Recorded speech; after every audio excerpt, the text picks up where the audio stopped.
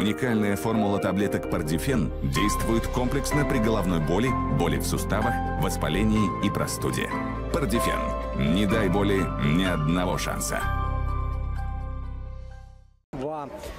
فعلا باشد سرمربی دسته تعیین گردیده است فروخ معروفیف.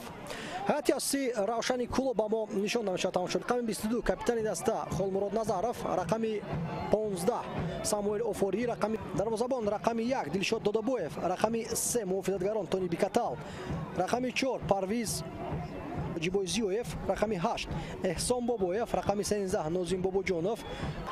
عبدالله دولتов جزات می‌دهد که بازی شروع شود. از مرکزی میدان دسته خوجند رقابت را آغاز می‌نماید.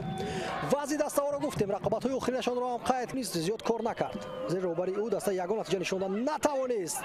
فرصت برای خوجند علی زمان، جهانگیر ارگاشف پاس می‌دهد به مرکز، ضربه سخت و گل. حسابی بازی شده می‌شود در دقیقه 13 با ضربه احسان بابویف همه کار را انجام داد. باید توجه می‌کنیم به حالت گلزنی.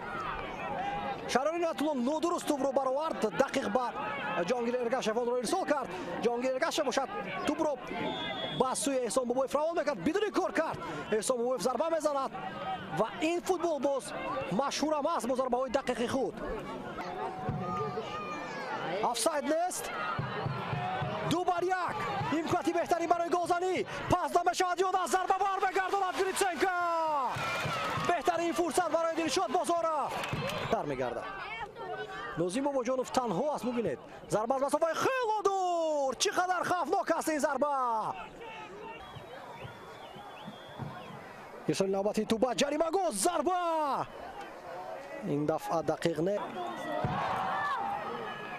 ارسال تو با جریمه گل میتواند خوفناک شود، اما یعنی تو یک اندازه کامبکی زیبا هم بود. ضربه سوی دروازه ای روشن بسیار خوفناک. پرتاب توپ به جریمه گاه. محمد یوسف باز پاس می‌دهد به کنار. محمد شریف سید خوجا از حد بلند توپ رو هوا داد. بهترین امکان در این زمان برای روشن و ضربه و گل. امیرجان سفرов حساب رو برابر می‌کرد در دقیقه 65 رقابت. متوجه بشیم محمد شریف پرتاب انجام می‌دهد. عبدالفتاح خود ضربه خوب اجرا کردن نتوانست. امیرجان سفرов را به نظارت تنها ماندن بازیگران خوجند و او با یک رسش توپ را دقیق وارد دروازه خوجند می‌گرداند. سوزشتکی دوار محمد شریف سید خوجا پرتاب اجرا می‌کند. این ضربه بود تماشاگران عزیز و همین گونه ضربه را تکرار کردن بود محمد شریف و خیلی هم نزدیک بود. دروازه‌بان موقع را گم کرد. دیگه شد پس به کنار. امکاناتی خطرناک برای خوجند عین زمان. پرتاب توپ برگردانده می شود. اکومادی کارکردی عالی میکرد. جوزف پس به امیرجان سفرов. امیرجان ضربه او برمیگرداند دادابویف. ارگاشف ضربه او اونقدر سخت نبود برای این گریتسنکا آسان توپ رو با دست گرفت. و اینچنین چند دقیقه دیگر نیز ایلوه خواهد شد. پرویز علیف پاس به داخل جریمه گاه. بسیار خوب فرصت برای خوجند عین زمان. پس او به کنار راستی میدان. امکان برای انجام دادن پرتاب است عین زمان. ارسال توپ ضربه اجرا می‌گردد.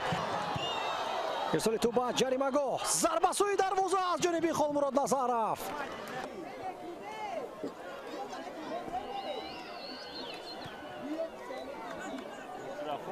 بسیار خوفناک توپ سوی دروازه روشن رفت.